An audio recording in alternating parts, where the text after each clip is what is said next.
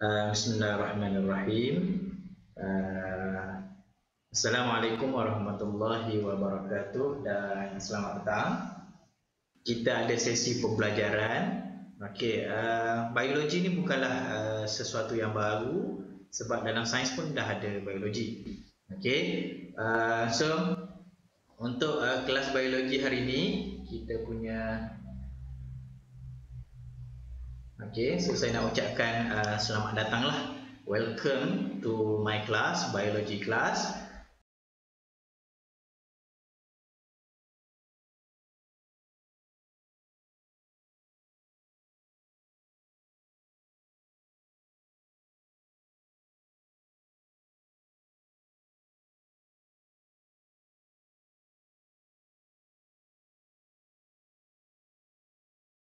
So I hope all of you are excited for our session this evening. So before we start, please make sure you have the following. Yang pertama ada textbook saya Maya lah. Dan kalau tak ada textbook pun saya dah share nota saya kat dalam group tu. So boleh rujuk nota tersebut untuk sesi pembelajaran ni. Setiap kali sesi pembelajaran ni saya akan bagi nota yang berkaitan lah. Yang kedua notebook, buku nota untuk mencatat, stationeries dan of course internet data lah. So kelas saya ada rules, ada peraturan. Yang pertama always focus, sentiasa fokus sebab di hujung pembelajaran nanti saya akan tanya lah beberapa perkara yang berkaitan dengan isi pelajaran. Yang keduanya selalu communicate dan juga give feedback. Macam tadilah, bila saya tanya ada yang jawab, so bubuk-bubuk nak jawab. So itu satu suasana pembelajaran yang sangat baik lah. Dan saya harap bukan hari ini saja sebab baru 3 hari BDR pembelajaran di rumah. Takut nanti lama-lama jemu. So our today's biology lesson is about chapter 1. Dalam biologi hari Rabu lepas saya dah bagi tahu ada 15 bab dan sebagainya. So hari ini kita straight to the point kepada chapter 1, iaitu about introduction to biology and laboratory rules. Jadi dalam chapter 1 ni kita ada 4 subtopik, ada 4 tajuk kecil. Yang pertamanya fields and careers in biology, bidang-bidang pembelajaran dalam biologi dan juga career ataupun kerjaya yang melibatkan pengetahuan biologi. Yang keduanya, subtopik yang kedua adalah safety and rules in biology laboratory. Langkah-langkah keselamatan dan juga peraturan berada di dalam amal biologi. So mungkin bila cerita pasal laboratory biologi tu, saya akan bawa kamu ke dalam amal biologi secara virtual. Sebab nak masuk amal tak boleh. Yang ketiganya adalah communicating in biology. Cara untuk berkomunikasi dalam bidang biologi. Ini berkaitan dengan macam mana kita nak buat laporan, macam mana nak tulis laporan amali, macam mana kita nak merekodkan data. Dan yang keempat, scientific investigation in biology. Jadi yang keempat tu dia lebih kepada bagaimana kita menjalankan penyiasatan lah, eksperimen. Jadi sepanjang PKP ni memang tak boleh nak buat eksperimen lah. Kalau ada eksperimen pun saya tunjuk je lah, kamu tengok kat sini je lah kan. Tapi tak apa, bila dah masuk ke sekolah nanti insyaAllah kita akan buat eksperimen, don't worry. So hari ni petang ni kita nak belajar untuk subtopik yang pertama. It's about field and career in biology. Bidang-bidang dan juga career yang ada di dalam biologi. Jadi kita punya learning standard. Objektif kita pada petang ni ada 4. Yang pertamanya state the meaning of biology. Kamu tahu ke tak maksud biologi? Okey, yang keduanya adalah list the field of study in biology, career and development in related field. Okey, so senarai-senarai bidang yang ada di dalam biologi, kerjaya dan juga bidang-bidang yang berkaitan dengannya.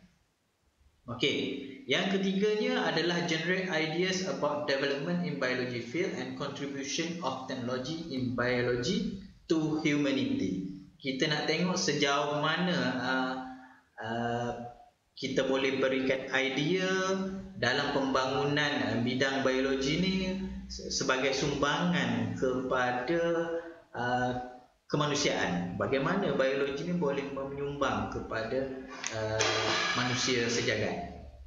Okey, tambah-tambah sekarang di musim-musim PKP ni, COVID ni, bagaimana bidang biologi ni boleh membantu mengurangkan ancaman terhadap COVID-19. Okey, dan yang keempat memberikan contoh. Okay, memberikan contoh, give example of careers related to the field of biology. Setelah kamu tahu bidang-bidang tu, kamu boleh bagi contoh-contoh berkaitan dengan bidang biologi. Nanti ada tugasan di akhir kita punya pembelajaran nanti tugasan ringkas saja. Okey, yang pertama soalan saya adalah what is biology? Siapa tahu apa maksud biologi? Saya cikgu. Okey, biologi ni datang daripada bahasa Greek iaitu bio dan logo. Bio ni bermaksud life dan logo bermaksud study. Okey, siapa yang cakap Mukhlis ke? Siapa yang cakap? Saya ke? Ketua kelas Iskandar. Iskandar you. Sebab saya pin saya punya presentation ni jadi tak keluarlah nama. Okey. Zul cikgu, Zul cakap lagi. Iskandar. Okey. So mungkin Zul dah baca buku teks ataupun mungkin Zul dah tengok nota saya. That's why complete dia bagi. Bagus. Yang cuma bio tu dia tertinggal S. Kalau dalam bahasa Greek betul bios dan logos. Okey. So asal usul dia daripada perkataan Greek lah. Memang betul seperti yang Iskandar bagi tahu tadi, iaitu daripada perkataan bios dan logos. Kalau kita perasan dalam bidang sains ni dia banyak menggunakan istilah-istilah yang datangnya daripada bahasa Greek ataupun bahasa Amerika Latin. Okey, Wan Nur Alisha bagi tahu kajian tentang hidupan. Okey, pun betul juga. Okey, itu selepas ni. Okey, so bios ni bermaksud kehidupan. Manakala logos pula bermaksud pengajian, kajian. Okey, jadi bila digabungkan kedua-duanya, secara mudahnya biology is the study of living things in the natural environment. Jadi logos tadi, biosnya adalah kehidupan. Jadi maksudnya pembelajaran, kajian tentang benda hidup. Okey, dan juga persekitaran. Itu maksud biologi. Okey. Okey. So, yang kedua, kita nak tengok biological study area. Okey, bidang-bidang pengajian dalam biologi. Okey, boleh bagi contoh bidang pengajian dalam biologi. Can you give some example of biological study area? Doktor. Okey, doktor. Doktor tu kerjaya. Kita nak bidang. Medical biotechnology. Medical. Bidang medical lagi. Agriculture. Agriculture. Putri Ain Nurul Alia jawab botani lagi. Industrial. Industrial. Okey, genetik Putri Ain. Ekologi cikgu, ekologi. Lagi apa lagi? Fisiologi cikgu. Fisiologi. Fisiologi. Microbiologi cikgu. Microbiologi, anatomi, Nurul Alia microbiologi. Okey, bagus. So itu antara contoh-contoh bidang pengajian So kat sini dalam gambar ni boleh kamu perhatikan. Okey, dan gambar yang saya tunjukkan ni, kalau yang tengok nota saya dia tahulah. Maksudnya lepas ni saya Saya kena share nota selepas kelas. Kalau tak dia bocor soalan. Okey. So gambar yang pertama ni, gambar bunga ni agak-agak bidang apa? Botani cikgu. Bidang Botani dia ke? Botani. Apa maksud bidang botani? Study of Berkaitan plant life. tumbuhan tu. Study of plant life. Plant. Okey. Berkaitan dengan tumbuh-tumbuhan. Okey, yang gambar lembu ni Ekologi. ekologi. Apa yang dimaksudkan dengan ekologi? Study of the interaction Dia between tentang interaction between organism and their environment cikgu. Okey, memang dapat A ya. Sebab ikut nota saya. Amin cikgu. Amin cikgu. Amin. Amin. Okay, so kenapa dia kata sebagai ekologi? Sebab ekologi dia ada kaitan dengan ekosistem. So bila ekosistem dia ada kaitan antara benda hidup dengan persekitaran. Jadi kat dalam gambar tu ada lembu benda hidup, rumput benda hidup. Kemudian benda bukan hidup persekitaran tu ada gunung ganang, ada awan, ada langit, ada udara. Itu merujuk kepada ekologi. Okey. So kita teruskanlah. Jadi ini contoh, beberapa contoh lah. Dalam buku teks pun dia tak bagi banyak contoh, tapi contoh-contoh yang kamu bagi tu memang betul.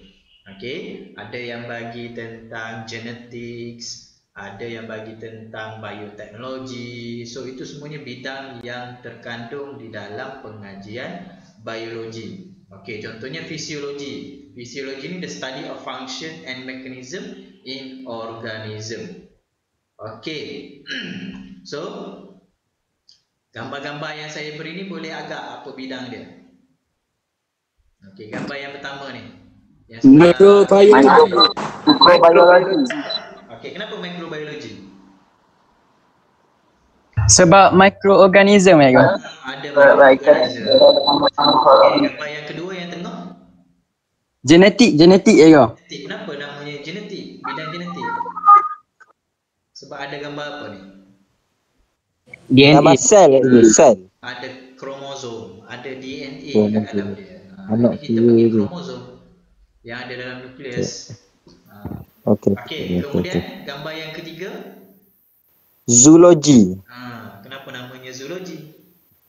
Sebab berkaitan interaksi haiwan juga. Sebab kita pergi zoo ada apa? Ada haiwan.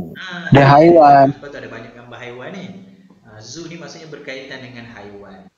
Okey, kajian tentang haiwan-haiwan.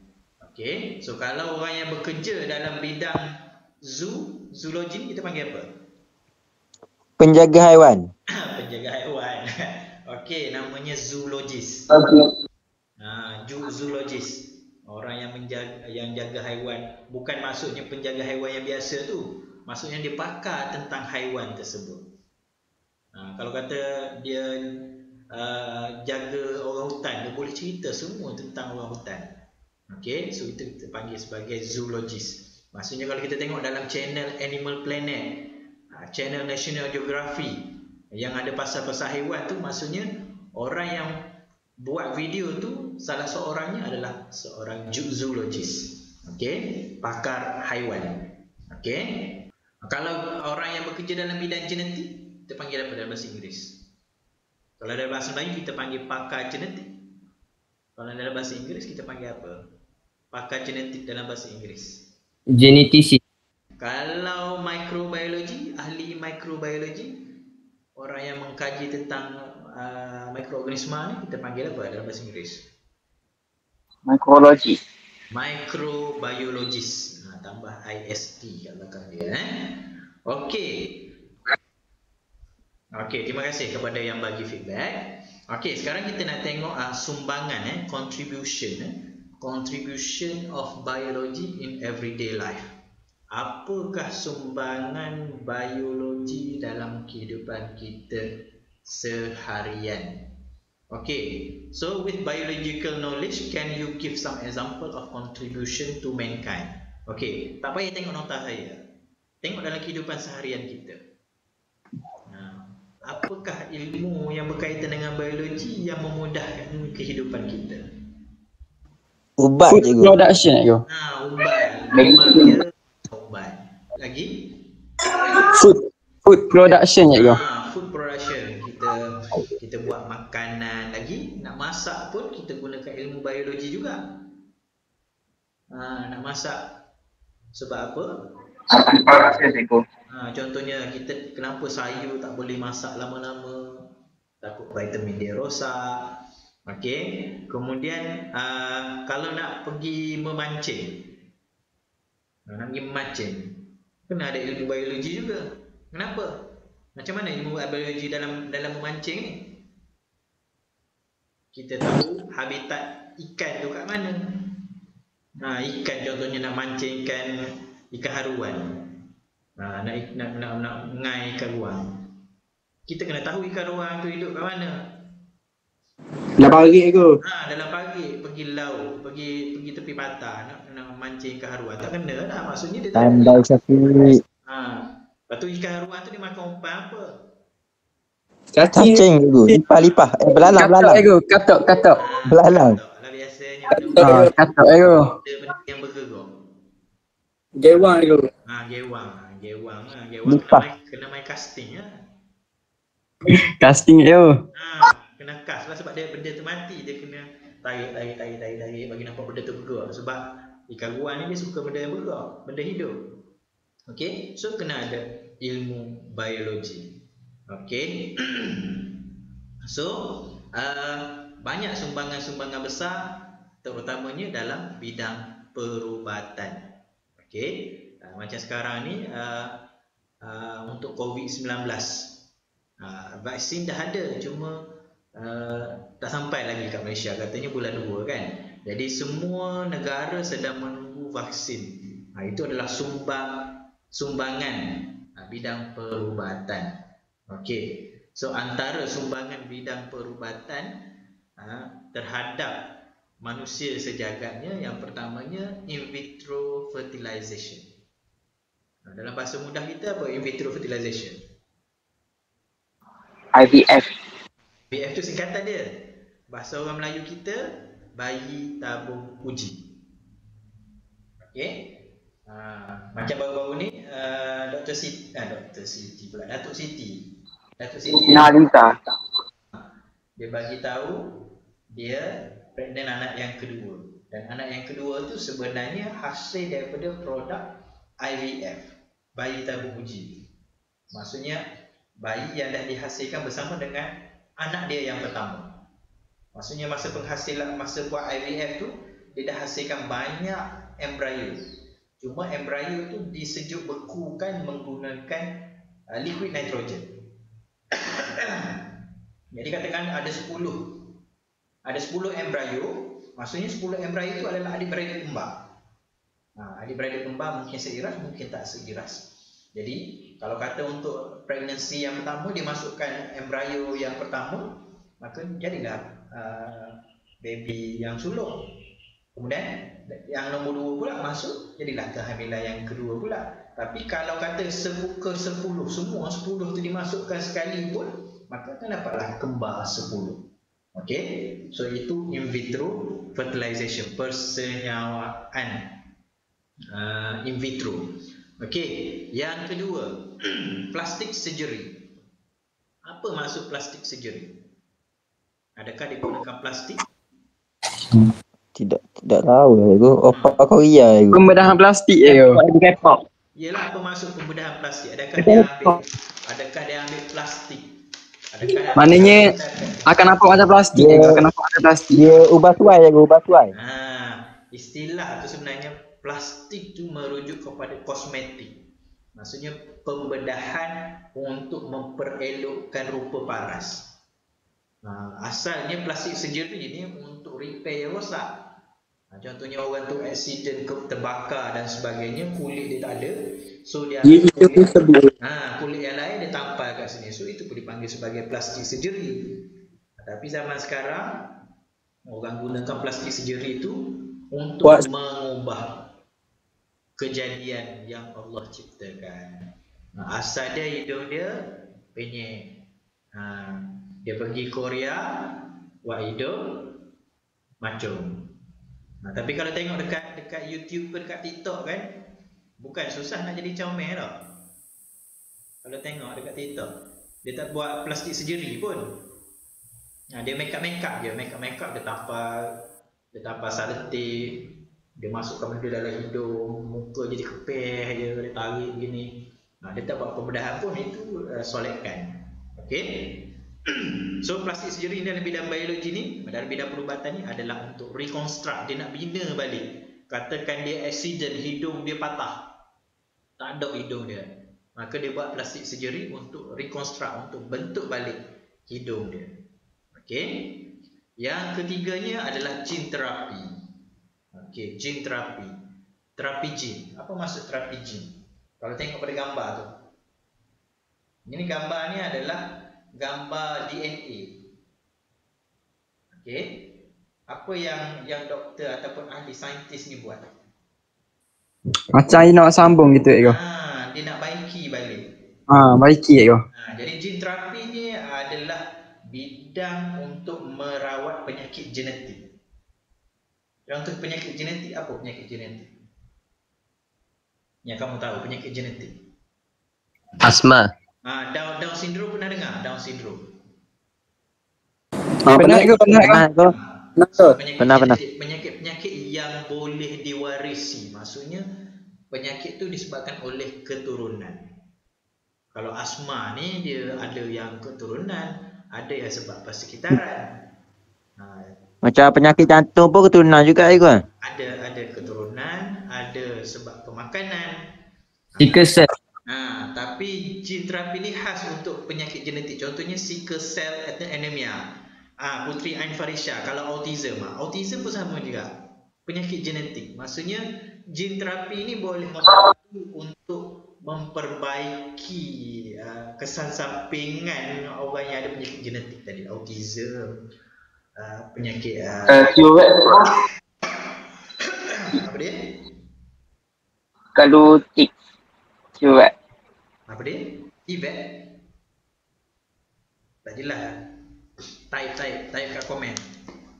So gene terapi, nanti kita jelaskan lagi lah pasal gene terapi ni dalam 3 tahun 5 nanti. Ini kita nak tahu sumbangan saja dulu. Okey, kemudian dalam bidang perubatan dan bidang farmasi. Bidang farmasi, pharmaceuticals. Farmasi ni terlibat dengan ubat-ubatan, drugs dan sebagainya. Okey, so dalam bidang farmasi, pengetahuan biologi terlibat membantu dalam production of synthetic vitamin. Penghasilan vitamin sintetik. Vitamin sintetik itu merujuk kepada vitamin yang ada dalam botol itulah, yang panggil suplemen.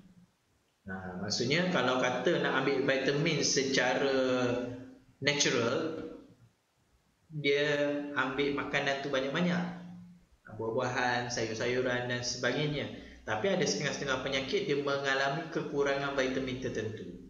Jadi sintetik vitamin ini membantu. Contohnya dia letih, lesu dan sebagainya sebab dia kekurangan vitamin B. Dan doktor biasanya dia akan bagi vitamin B kompleks untuk mengatasi masalah lesu. Okey. Kemudian yang kedua, production of vaccine. Production of vaccine.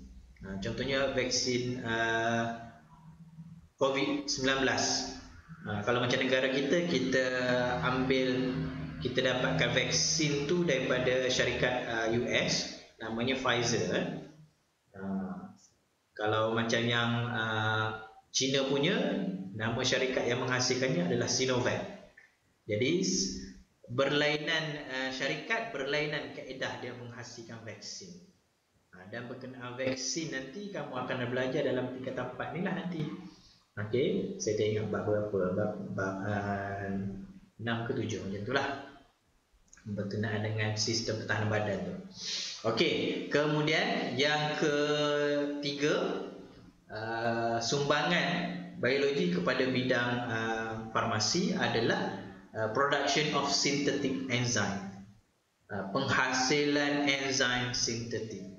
Okey, penghasilan enzim sintetik ni sangat penting dalam industri, contohnya untuk menghasilkan cheese, menghasilkan keju. Nak buat keju, asalnya keju tu dihasilkan dengan menggunakan enzim yang ada di dalam perut anak lembu. Tetapi disebabkan oleh penghasilan cheese tu secara besar-besaran, mass production, berapa ratus ekor, berapa juta ekor anak lembu yang perlu dia korbankan untuk dia ambil enzim yang ada di dalam perut anak lembu tersebut. Jadi untuk mengatasi masalah tersebut, dia hasilkan enzim sintetik yang membantu proses-proses dalam penghasilan makanan, penghasilan ubat-ubatan, okey, dan juga mungkin membantu dalam eksperimen-eksperimen tertentu. Okey. Kemudian dalam food production, gambar saya lupa nak tukar. Okey, masih gambar ubat sebab copy paste daripada slide yang atas ni. Nanti saya ubah balik. Okey, so untuk food production, sumbangan dia, kalau tak makan nasi lagi memang terliur lah tengok sambal tempe ni, ayam penyet. Okey. Okey, so yang pertama, use of microorganism in the production of cheese. Seperti yang saya beritahu tadi lah, penggunaan enzim tadi, mikroorganisma. Contoh penghasilan cheese, dia menggunakan yeast. Okey, dan mikroorganisma yang lain lah, lactobacillus dan sebagainya. Contohnya nak buat yogurt, okey, menggunakan bakteria lactobacillus. Okey, dan yang kedua, use of microorganism in the production of soy sauce. Okey, penghasilan kicap. Okey, ataupun kalau dekat pantai timur kita ada, kalau kat Kelantan dia ada apa? Kat Kelantan kicap. Selain daripada ada budu. Bahasa standardnya budu tu dia panggil apa? Bahasa Inggeris. Sauce. Sos apa? Fish. Sos. Sos ikan. Fish. Sos ikan sebab dia diperbuat daripada ikan. So bagaimana budu tu dihasilkan? Memerap juga. Memerap. Peraman. Proses tu sebenarnya dia melibatkan bakteria dan juga enzim yang ada di dalam perut ikan. Jadi ikan tu merepuk sebab ada enzim yang mencernakan protein daripada ikan, maka terhasillah bawau dawau budu. Okey, dan juga penghasilan tempe, tapai. Kalau bahasa Inggeris tempe itu soy cake. Kalau search dekat Google soy cake, dia keluar gambar tempe. Okey. So kalau kita tengok, kalau siapa yang pernah pergi pasar, kalau beli tempe yang mentah tu, keseluruhan tempe tu diselaputi oleh apa? Siapa pernah tengok tempe yang tak masak lagi? Orang Ganu dia tak minat pun makan tempe. Saya tak pernah cikgu. Tak pernah cikgu. Pernah ke? Memang ada jual dekat Ganu ni. Tak best saya rasa dia tu. Dia kalau tebal-tebal, tebal-tebal memang tak sedap. Dia rasa masam-masam gitu. Kalau bau letak tu. Kalau bau dia pun tak best. Tapi kalau tempe tu dia hirit nipi-nipi, goreng garing, buat cincang dengan sambal, memang sedap. Okey. Macam udin jadi tu. Kalau pergi pasar, biasanya tempe ni dia ada dua jenis. Satu yang tradisional dia balut dengan daun pisang. Okey, kalau yang komersial, yang moden sikit, dia bungkus dengan plastik. Kalau yang bungkus dengan plastik tu kita boleh nampak lah. Kita nampak kacang soya yang melekat di sekeliling dia tu banyak benda-benda putih. Dia macam bulu-bulu putih, macam kapas gitu. So yang warna putih tu sebenarnya adalah fungus, kulak. Jadi penghasilan tempe ataupun soy cake ni adalah dengan menggunakan mikroorganisma yang dinamakan sebagai fungi ataupun kulat. Jadi itu sumbangan biologi. Ataupun nak buat tapai musim-musim hujan ni, kalau kat Terengganu ni ada tapai ubi, okey, ada tapai pulut, tapai beras tu. So yang itu dia gunakan yeast, ibu roti tu, uripan. So mak kita tu dia belajar buat tapai, semua tu maksudnya dia ada pengetahuan biologi. Sebab ianya melibatkan proses fermentasi. dalam bab 5 ke bab 4 nanti kamu akan belajar tentang respirasi anaerobik. Okey, yang melibatkan mikroorganisma. Okey, baiklah. Bidang yang ketiga, 3 ke keempat tadi? Keempat Bidang yang pertama tadi bidang perubatan, bidang yang kedua adalah farmasi, bidang yang ketiga penghasilan makanan. Okey, bidang yang keempat adalah bidang pertanian. Okey. So dalam bidang pertanian ni, sumbangan dia yang pertamanya adalah transgenic crops and animal. Apa maksud transgenic crops and animal? Siapa tahu maksud transgenic? Siapa tahu maksud transgenic? Tak tahu cikgu. Tak tahu. Kalau tengok gambar tak apa tahu. maksud dia? Tomato dia cucuk dengan something. Dia gabung cikgu. Dia ubah suai. Gabung DNA cikgu. Ya, betul. Pengubahan jin Ain Syazwina, campuran DNA. Betul lah tu. Maksudnya Bagus. crop ni merujuk kepada tumbuh-tumbuhan. Contoh dia kacang soya. Okey, yang telah diubah suai, tomato. Sebagai contoh, tomato ni biasanya orang tanam dekat tanah tinggi, dekat kawasan yang bersuhu rendah lah. Tapi ada juga yang tanam dekat depan ni. Cuma tomato ni dia tak tahan suhu yang tinggi. Jadi kalau transgenik tomato tu boleh tahan dengan cuaca panas. Okey, sebab ada tomato yang dimasukkan genetik DNA pokok kaktus. Jadi bila cuaca panas ataupun air kurang dan sebagainya, dia boleh survive. Haiwan pun sama juga. So maksudnya haiwan yang telah diubah suai secara genetik. Kemudian yang kedua, sumbangan terhadap bidang pertanian. Ini contoh sebenarnya banyak lagi sebenarnya. Okey, yang keduanya hydroponic technology. Hidroponik ni penanaman sayur tanpa melibatkan tanah, iaitu menggunakan air saja sebab dia hidroponik. Okey. Saya belajar cikgu RBT. RBT ada kan? RBT dipanggil aquaponik kan? Ya, aquaponik. Aquaponik tu sebab dia integrasi dengan bela ikan yang tak silap saya. Sebab kat bawah air tadahan dia tu ada ikan kalau tak silap saya, sebab ikan tu dia supply baja. Maksudnya najis-najis ikan tu disedut bersama dengan air untuk bagi nutrien kepada pokok tu lah. Kalau hidroponik ni dia air yang diisi dengan baja semata-mata lah. Okey, kaedah yang ketiga adalah aeroponik. Aeroponik pula dia ubah suai daripada hidroponik. Aero ni udara. Kalau tengok gambar tu dia tanam asparagus. Dia tanam pokok asparagus dengan akarnya terjuntai ke bawah. Akarnya terapung di udara. So kaedah aeroponik ni dia sembuhkan nutrien kepada akar. Kalau macam hidroponik, akar tu tergendam dalam air. Jadi kalau aeroponik, akar dia tergantung, dia akan spray baja pada akar tersebut.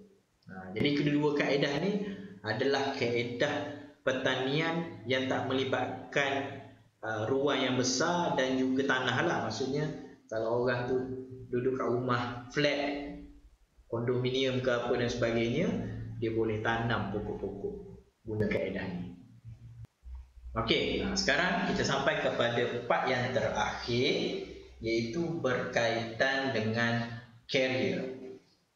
Okey, berkaitan dengan carrier dalam bidang biologi.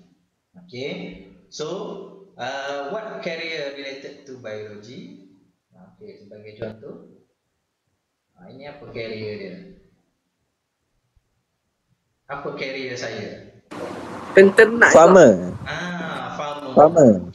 Okey, so nak jadi penternak yang berjaya, nak jadi penternak yang hebat, yang komersial dan sebagainya, kena ada pengetahuan biologi. Dia kena tahu tentang ayam, berapa suhu yang sesuai untuk ayam duduk, okey, makanan macam mana ayam tu makan, okey, bila musim ayam tu membiak, nak bela arnab pun sama.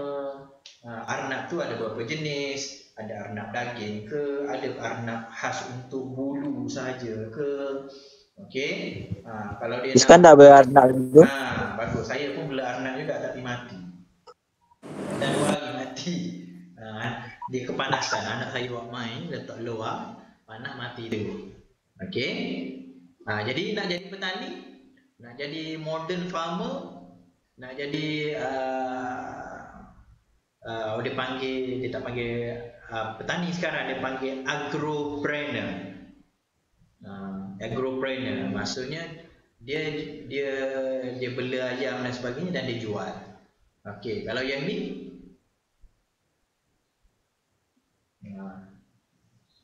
ini kerjaya apa?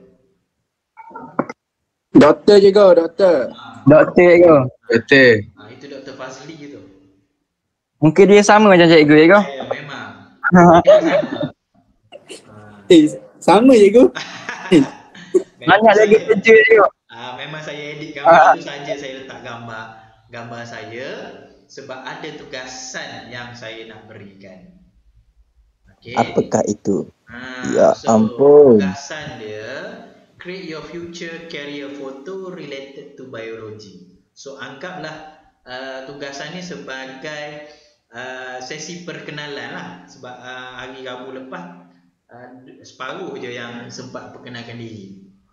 Okay, so yang pertamanya pick your favorite future career. Pastikan berkaitan dengan biologi. Okay, teacher ke guru biologi contohnya macam saya, guru biologi. So pilih. Okay, so bila dah tahu kerjaya, cari dekat Google ke dan sebagainya, search the related photos and then download dan edit that photo by replacing it with your face. Ubah suai foto tu, ubah muka dia jadi macam muka kamu. Okey. Saya tunjuk satu contoh. Contoh yang ni saya buat dengan pelajar form 5. Sebab saya nak dia orang letak future career dia, tapi tak berkaitan dengan biologi lah. Okey, ada yang berkaitan dengan biologi, ada yang tak berkaitan. Sekejap ya. Saya buat tidak berkaitan tak apa dah ya Go. Saya nak berkaitan sebab tajuk kita berkenaan dengan career dalam biologi. Okey, ini contoh dia. Bahaya tu, dia tak kawal kau terbang dia Go. Bahaya. Bahaya je Go. Bahaya tu. Kau terbang dengan geruk dia tengok belakang tau. Okey, ataupun macam ni. Ramai yang nak jadi engineer ni. Oi, mantap Go. Tak baik go. Sesuai Go. Siapa tunjuk? Ni abang dam saya Go. Handsome-nya. Okay, so tugasan ni saya nak kamu buat dan hantar secara personal lah. Jangan hantar dalam grup. Kalau hantar dalam grup nanti kawan buat bahan pula. Boleh? Boleh je Go, boleh. Boleh go. Okay. So ada soalan ke? Kita dah habis subtopik yang pertama. Ada soalan? Tak ada Go. Tak ada. Tak ada go. Bab yang pertama ni dia akan keluar dalam kertas 1 lah biasanya. Dan juga dia akan keluar dalam kertas 3 lah, sebab dalam bab 1 ni dia ada bahagian yang scientific investigation. Jadi bab ni adalah lebih kepada pengetahuan Okay. So kalau tak ada soalan, saya rasa kelas kita boleh habis kat sini lah. Okay, apa-apa pun terima kasih banyak-banyak kepada pelajar-pelajar kelas 4 beta yang sangat awesome. Especially pelajar lelaki lah yang sangat aktif, yang perempuan pun ada juga yang aktif. Yang malu-malu sikit tu dia just type kat komen, tak apa, tak ada masalah. Masih lagi mengikut SOP kelas saya, iaitu sentiasa memberikan feedback dan juga communicate. Okay, so next time kita jumpa lagi untuk subtopik 1.2. So sebelum berakhir, kita tutup kelas kita pada petang ni dengan tasbih kafarah dan suratul As. Bismillahirrahmanirrahim. Subhanakallahumma wa bihamdika asyhadu an la ilaha illa anta astaghfiruka wa atubu ilaik.